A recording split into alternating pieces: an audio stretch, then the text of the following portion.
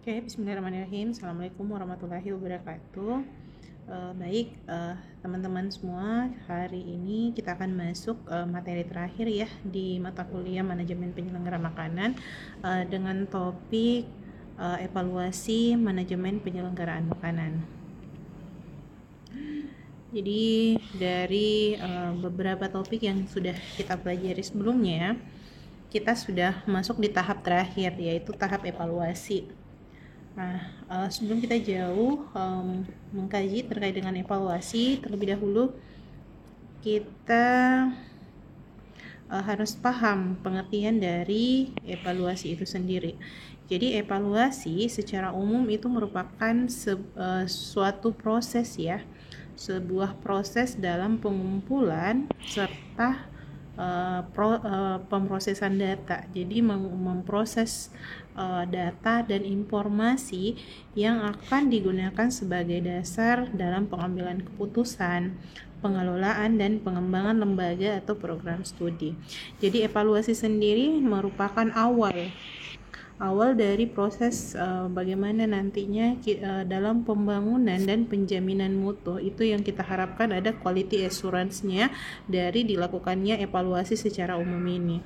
Nah, dari pengertian evaluasi ini kita harapkan bahwa proses pengumpulan dan penyajian data yang relevan nantinya itu ditransformasikan menjadi informasi dan masukan. Jadi dari bahan evaluasi ini akan muncul nih sebuah masukan bagi pengambil keputusan, di mana masukan ini bertujuan untuk menilai adanya kualitas dari sebuah program dan ada proses yang dinilai juga serta hasil, kinerja dan dampak yang didesain untuk mencapai suatu tujuan dalam rangka memberikan akuntabilitas dari sebuah program. Itulah kenapa penting sekali dilakukan yang namanya evaluasi.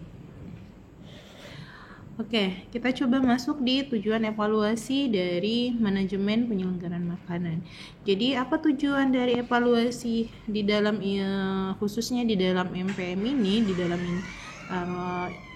institusi? Yang pertama adalah bagaimana evaluasi dapat meningkatkan yang namanya kepuasan dari pasien. Jadi kepuasan melalui evaluasi ini dapat mengidentifikasi area apa saja yang perlu kita tingkatkan nih untuk memastikan bahwa klien kita, pasien kita itu dapat menerima makanan yang punya kualitas yang sesuai dengan standarnya, sesuai dengan preferensi dan kebutuhan gizi mereka.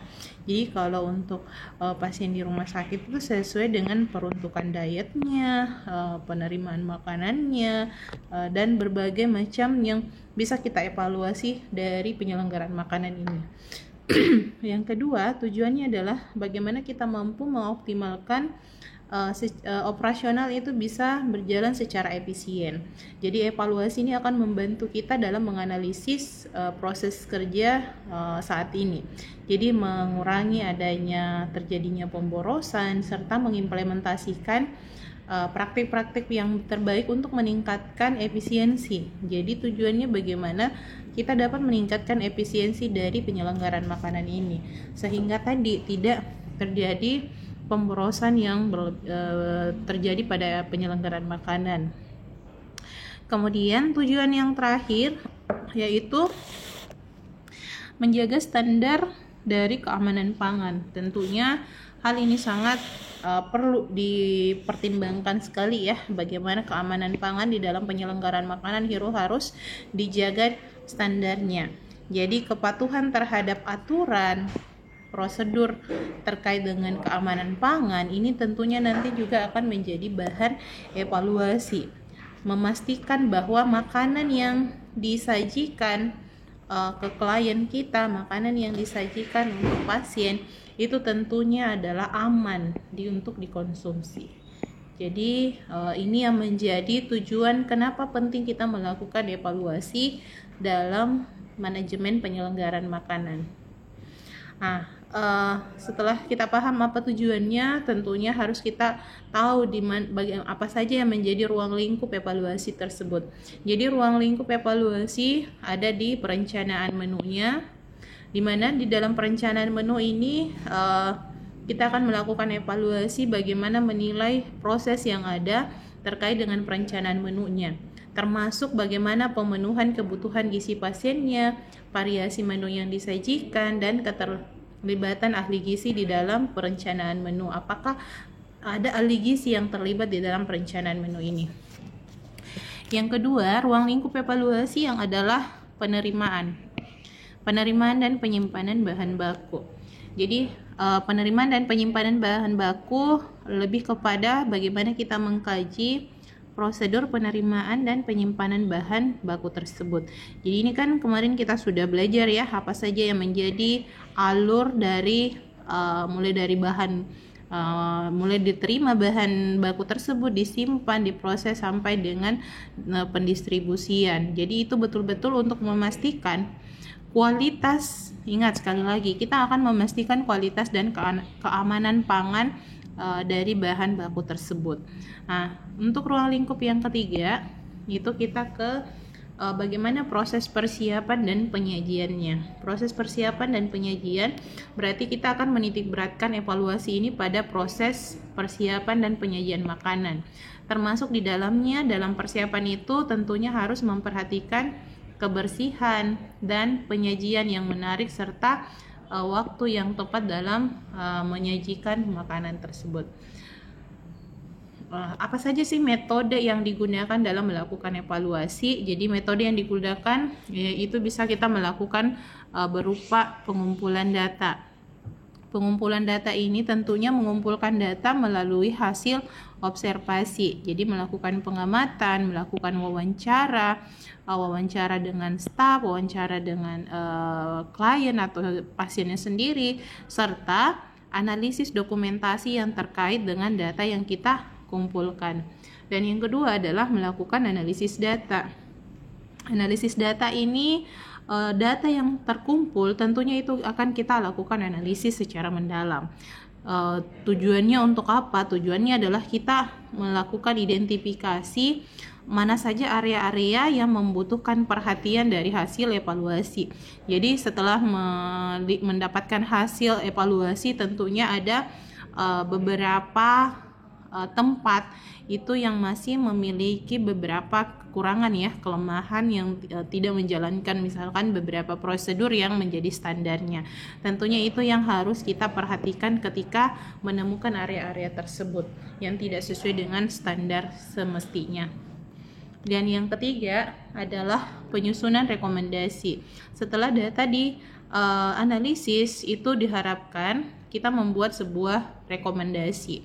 Jadi berdasarkan temuan analisis ini kita akan menyusun rekomendasi apa yang sebaiknya secara praktis kita berikan dan terukur. Ada terukur dalam arti di sini kita punya data ya tadi yang membenarkan apa yang kita temukan dari hasil observasinya, wawancaranya, itu berdasarkan data tadi. Artinya kita bukan cuman hanya mengatakan kurangnya di area A, di area B, tetapi ada dokumentasi dan ada hasil data yang sudah kita lakukan pengukuran serta analisis. Temuan dan analisis ini bisa berupa ya terkait dengan variasi menu mungkin yang cukup terbatas dari standar menunya, makanya kemarin itu kan ada di master menu. Jadi perlu variasi menu di dalam penyelenggaraan makanan. Jika ditemukan dan dilakukan analisis, ini bisa saja kita temukan variasi menu yang terbatas ya. Berdasarkan observasi, ternyata menu yang disediakan masih terbatas dalam variasi dan kurang menarik bagi pasien. Bisa saja kita menemukan hal ini karena kenapa ini sangat nantinya kalau kita menemukan hal ini, variasi menu yang terbatas ini akan berdampak pada tingkat konsumsi makanan oleh pasien. Jadi minat pasien mengkonsumsi makanan tersebut itu mungkin juga akan berkurang. Temuan yang kedua bisa dalam proses penyimpanan bahan baku yang tidak optimal.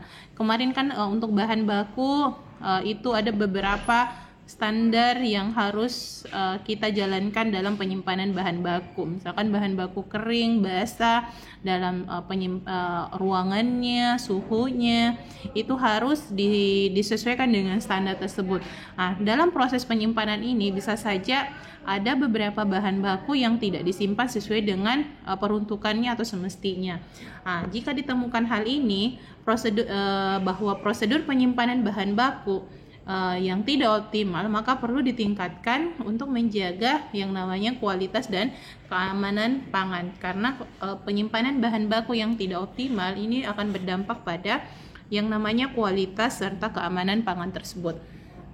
Nah, kita coba lihat temuan yang bisa kita dapatkan itu adalah adanya keterlambatan di dalam penyajian makanan.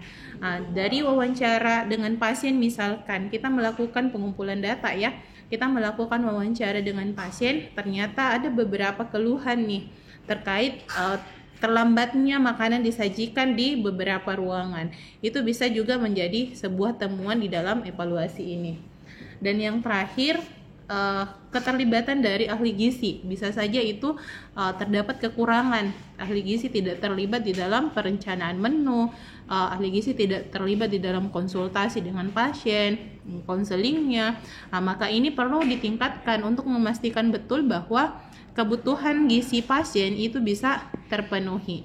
Jadi ini ada beberapa temuan dan analisis yang bisa kita dapatkan dari hasil evaluasi. Nah, kemudian selanjutnya ada inspeksi dari fasilitas serta kebersihannya. Nah, untuk kebersihan ruangan juga yang menjadi bahan pertimbangan untuk melakukan evaluasi ini. Evaluasi mencakup terkait dengan pemeriksaan kebersihan dan kerapihan seluruh area dari fasilitas, termasuk area dapur, area ruang makan, dan area penyimpanan, baik itu penyimpanan bahan bakunya, penyimpanan bahan makanan siap sajinya. Ini untuk memastikan bahwa lingkungan yang bersih dan hygiene ini sesuai dengan standar yang sudah menjadi standarnya. Jadi standar HACCP-nya itu bisa berjalan, bisa dilihat juga dari aspek kebersihan ruangannya. Inspeksi yang kedua dari aspek fasilitas dan kebersihan yaitu peralatan yang digunakan atau kondisi peralatannya ya. Kondisi peralatan dan perlengkapan yang digunakan seperti misalkan peralatan masaknya, meja kerjanya, dan peralatan makannya. Ini juga nanti akan diperiksa untuk memastikan ini tadi aman dan keamanan dari peralatan itu serta berfungsi tidaknya beberapa peralatan yang digunakan. Dan yang ketiga adalah terkait dengan regulasi, kepatuhan dalam regulasi ini. Jadi melakukan evaluasi juga berarti kita melakukan pengecekan terhadap kepatuhan terhadap aturan kesehatan, aturan keselamatan, dan aturan lingkungan. Ini yang mempunyai yang harus dicek kembali aturan-aturan ini, bahwa untuk memastikan standar dari industri atau standar dari institusi yang melakukan penyelenggaraan makanan ini sudah mematuhi aturan kesehatan ini atau tidak, aturan keselamatan dan lingkungan ini sudah dipatuhi atau tidak. Nah, dan terakhir berkaitan fasilitas dan kebersihan juga tentunya adalah keamanan dari aspek lingkungan. Keamanan dari aspek lingkungan ini adalah seperti pencahayaannya, ventilasi, serta manajemen bahaya yang dipertimbangkan untuk melindungi staf dan pelanggan. Nah, ini beberapa inspeksi yang dilakukan terhadap fasilitas dan kebersihan. Nah, teman-teman, selain dari beberapa aspek tersebut, tentunya kita tidak bisa kesampingkan yang namanya adalah biaya dan anggaran. Biaya dan anggaran untuk analisis dan evaluasinya, misalkan kita melakukan evaluasi biaya di bahan baku ya, bagaimana persentase dari total biaya operasional adanya perubahan dan upaya untuk mengoptimalkan adanya efisiensi. Jadi ini kembali lagi bagaimana di dalam penyelenggara makanan ini mempertimbangkan semua aspek yang dikeluarkan di dalam penyediaan bahan baku efisien, tidak dengan berapa menunya sampai siklus menu berapa lama. Kemudian biaya tenaga kerja. Kalau biaya tenaga kerja ini adalah rasio biaya tenaga kerja terhadap penjualan, produktivitas stafnya, dan kemungkinan terjadi peningkatan yang efisiensi. Biaya utilitas itu adalah kayak penggunaan listrik. Kita sudah belajar kemarin ini ya, penggunaan listrik, air, dan bahan bakar, serta potensi penghematan melalui praktik operasional yang lebih efisien lagi. Kemudian ada analisis biaya pemeliharaan. Biaya pemeliharaan dan perbaikan fasilitas serta peralatan serta rencana untuk mengurangi biaya ini. Dan yang terakhir ada anggaran promosi. Bagaimana efektivitas strategi pemasaran dan promosi di dalam mendorong penjualan dan meningkatkan yang namanya visibilitas di dalam biaya dan anggaran ini. Oke, teman-teman, ini saya kasih beberapa contoh terkait dengan dilakukannya evaluasi. Yang pertama yaitu adalah evaluasi menu. Ketika kita melakukan evaluasi menu, secara prinsip kegiatan evaluasi ini mengarahkan kita bagaimana menjaga yang namanya kualitas pelayanan makanan pasien ya. Jadi tujuan utama kita melakukan evaluasi itu betul-betul bagaimana kita memberikan pelayanan makanan yang berkualitas kepada pasien. Dengan evaluasi diharapkan pelayanan makanan, terutama produksi, ini dapat lebih kita kembangkan dan menyesuaikan dengan diet pasien. Ada beberapa prosedur kegiatan ketika kita melakukan evaluasi menu. Evaluasi menu itu yang pertama kita evaluasi prosesnya.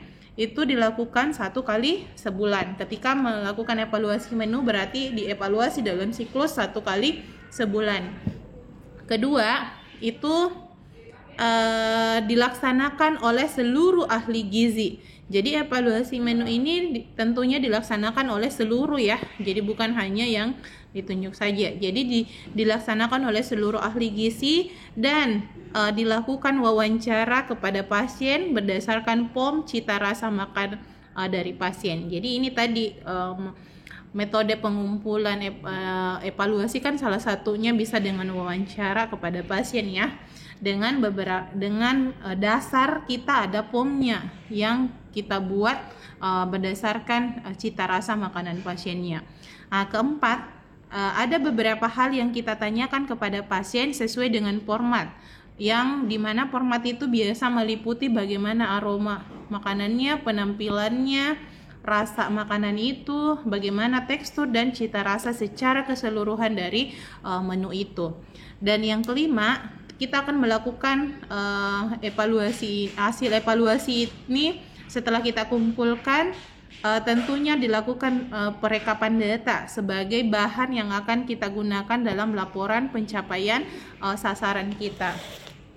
Dan yang terakhir di dalam evaluasi menu, hasil evaluasi itu kita gunakan sebagai bahan masukan di dalam penyedia jasa boga di dalam pelayanan makanan yang telah diberikan. Jadi ini yang menjadi hasil akhir ya, kita lakukan umpan balik kepada si penyedia jasa boga. Jadi ini penyedia jasa boga berarti yang memproses makanan yang diolah di penyelenggaraan makanan ini. Misalkan di rumah sakit berarti ada jasa boganya di sana yang memang bertugas di dapurnya untuk memproses semua makanan. Untuk evaluasi yang kedua itu contohnya ini ada ketepatan cita rasa ya. Bagaimana kita bisa melakukan evaluasi terhadap tepat enggak dalam aspek cita rasa dari makanan tersebut. Jadi evaluasi melalui interview secara langsung. Jadi dilakukan interview langsung terkait beberapa hal yang punya kaitan dengan uji organoleptik makanan. Jadi uji organoleptik makanan itu berupa bagaimana aroma dari makanan tersebut ya. kalau uji organoleptik. Baru bagaimana pasien itu melihat penampilan dari makanannya, dia tertarik atau tidak, bagaimana rasa dari makanan tersebut, bagaimana tekstur makanannya, cita rasa makanan secara keseluruhan. Jadi hasil nantinya dari nilai yang diberikan secara uji organoleptik ini yang dilakukan rekapan dalam 1 bulan. Nantinya akan diserahkan kepada penyedia jasa boga bahwa pasien merasa puas terhadap ketepatan cita rasa atau tidak. Ini contoh persentase capaian ketepatan cita rasa. Misalkan ini ya sudah dilakukan rekapan 1 bulanan. Setiap 1 bulan dilakukan rekapan dan ada laporan tahunan untuk melihat aspek dari evaluasi dari tepat cita rasanya seperti ini yang tergambar teman-teman. Misalkan nih berapa banyak nih pasien yang merasa puas dari total sampelnya. Di sini kita akan melihat kalau dia digambarkan secara grafik seperti ini ya. Dari bulan Januari itu merasa puas, tetapi dari bulan Maret itu turun dan naik kembali di April sampai Mei, kemudian sampai Desember itu cukup puas dari jumlah pasien yang merasa bahwa cita rasa yang disajikan di dalam makanan ini sudah tepat.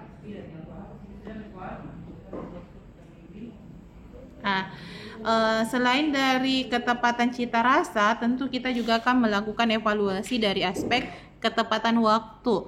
Ketepatan waktu di dalam pemberian makan pasien ini. Ketepatan waktu itu adalah bagaimana kita melakukan evaluasi dari aspek prosesnya. Proses evaluasi dilakukan setiap hari. Di dalam misalkan rumah sakit kan itu pendistribusian makanan atau pemberian makanan utama kan itu pagi, siang, malam. Jadi setiap jam waktu pemberian ini selalu kita evaluasi tepat enggak di waktu-waktu tersebut 3 kali makan ini. Terus yang bertanggung jawab sebagai penanggung jawab kegiatan itu tentunya adalah si ahli gizi yang bertugas pada jam tersebut. Kan biasa ada sistem shift ya. Jadi siapapun yang bertugas di jam waktu makan tersebut, dia adalah penanggung jawab kegiatannya. Ketiga adalah petugas penyaji itu meminta tanda tangan petugas rawat inap berapa pasien telah mendapatkan makanan sesuai dengan dietnya, dan meminta petugas ruangan untuk mencatat jam kedatangan petugas penyaji makanan di kolom yang tersedia pada checklist alat makan pasien. Ini ada biasanya POM yang diberikan, POM yang sudah dibuat di institusi untuk melihat makanan ini diberikan di jam pagi tersebut sudah tepat tidak. Kemudian apabila jam penyajian makanan sesuai dengan standar atau tidak terlambat, nanti pengawas ini dia yang pengawas produksi ini dan distribusi, pengawas produksi dan distribusi itu akan menempelkan sebuah lembar catatan di dalam rincian dietnya dengan memberikan sebuah kode. Jadi dalam bentuk stiker biasanya kodenya adalah tepat kalau dia sesuai jadwal distribusinya. Kemudian ada juga tidak tepat.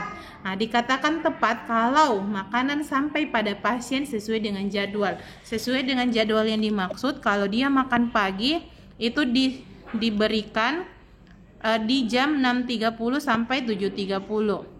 Kalau dimakan siang diberikan di jam 11.30 sampai 12.30, kemudian jam makan malam atau sore itu diberikan makanan ini kepada pasien pukul 16.30 sampai 17.30. Penyajian makanan ini melebihi dari waktu yang ditetapkan itu nanti akan dianggap disajikan tidak tepat. Ingat ya, kalau misalkan pagi dia jam 8 baru diberikan makanan itu kepada pasien, maka itu dianggap sebagai penyajian makanan yang tidak tepat. Dan yang terakhir, melakukan rekapan tepat atau tidak tepat setiap 1 bulan sekali oleh koordinator mutu. Ini yang dilakukan dalam melakukan evaluasi ketepatan waktu dalam pemberian makan pada pasien. Ini teman-teman contoh penyajian rekapan dalam evaluasi ketepatan waktu pemberian makan pasien.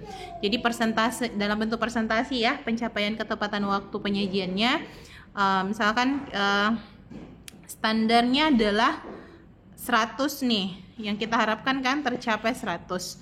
Ini Januari, oke, dapat tercapai ketepatan waktunya. Yang tidak tercapai itu ada di bulan Juni, yaitu 99,63% untuk nilai pencapaiannya.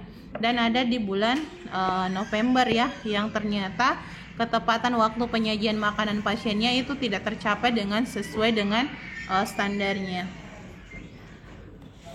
Dan yang bisa dievaluasi juga itu adalah sisa makanan pasien. Bagaimana cara melakukan evaluasi sisa makanan pasien?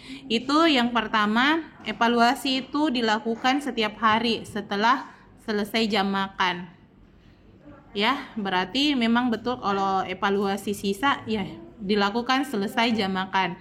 Mau pagi, siang, atau malam, tentunya itu ada tadi jam-jamnya dalam pemberiannya. Itu setelah selesai itu baru bisa kita evaluasi ada nggak sisa makanan. Dilaksanakan oleh semua perawat ruangan dengan mengisi pada aplikasi. Biasanya pada institusi itu ada aplikasi sisa makanan pasien secara online. Menentukan jumlah sisa makanan menggunakan metode Comstock. Metode Comstock itu apa? Metode Comstock itu adalah metode yang dilakukan secara visual dengan beberapa kriteria. Kalau metode Comstock dengan kriteria sisa makanan ini, itu kita ada 5 ya, dikatakan tidak ada porsi makanan yang tersisa, itu diisi 0. Jadi secara visual di piring makan pasien itu tidak tersisa makanannya, itu diberi angka 0. Kemudian evaluasi sisa makanan ini yang jika tersisa 1/4-nya. Kalau 1/4 ini maka diisi 1/4. Kemudian kalau setengah dari makanannya itu diisi 1/2. Kemudian 3/4 juga diisi. Dan jika porsi makanan itu masih utuh di piring makan pasien setelah jam makan selesai, itu maka diisi 1. Dan yang terakhir, evaluasi sisa makanan adalah hasilnya. Hasil ini tentunya nanti akan dilakukan rekapan selama 1 bulan dan dilaporkan sebagai bahan pencapaian sasaran mutu pelayanan gizi. Ini ya, teman-teman bisa lihat bagaimana menyajikan rekapan data evaluasi sisa makanan pasien. Jadi sisa makanan pasien yang ini ternyata masih banyak sisa makanan ditemukan di institusi penyelenggara makanan. Misalkan di rumah sakit ini ya, standarnya harusnya habisnya 20, yang tersisa itu masih ada 10 ini. Ini untuk presentasinya. Jadi ini adalah pelaporan tahunan, dilakukan setiap bulan untuk melakukan evaluasi sisa makanan ini. Dan terakhir ini evaluasi penilaian dari aspek hygiene sanitasi. Ini berdasarkan standar HACCP-nya ya, dari beberapa indikator. Ini saya cuma tampilkan beberapa saja ya indikator HACCP untuk hygiene sanitasinya. Misalkan dari aspek lokasi bangunan dan fasilitas. Ini memiliki bobot masing-masing. Nanti teman-teman itu kalau mengevaluasi itu diberikan skor di sini. Kalau dia tidak sesuai diberi skor 0. Ini standar bobotnya. Ini yang kita hasil observasi kita, temuan kita di sini yang diberi skor. Nanti dari aspek pencahayaan, penghawaan, air kotor, dan masih banyak sebenarnya di yang lain-lain di sini.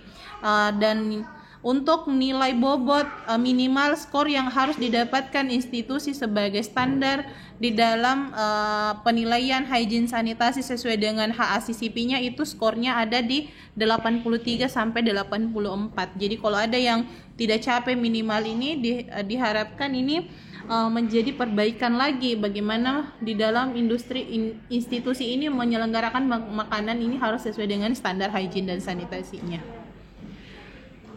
Teman-teman, ada beberapa rekomendasi perbaikan berdasarkan dari hasil temuan tentunya ya, bisa menambahkan variasi menu. Ini bisa merekomendasikan variasi menu dengan melibatkan si ahli gizi untuk memastikan keseimbangan gizi dan meningkatkan daya tarik bagi pasien. Dan yang kedua, perbaikan bisa dari aspek prosedur penyimpanan bahan baku tadi, bisa aspek dari ketepatan waktu penyajian dan meningkatkan keterlibatan si ahli gizi. Jadi peran dan kontribusi ahli gizi dalam perencanaan menu, konsultasi dengan pasien, serta melakukan pemantauan asupan gizinya. Untuk implementasi rekomendasi, nanti kan kita sudah berikan hasil analisis ya. Tentu harapannya itu ada rencana tindak lanjut dari rekomendasi itu tadi.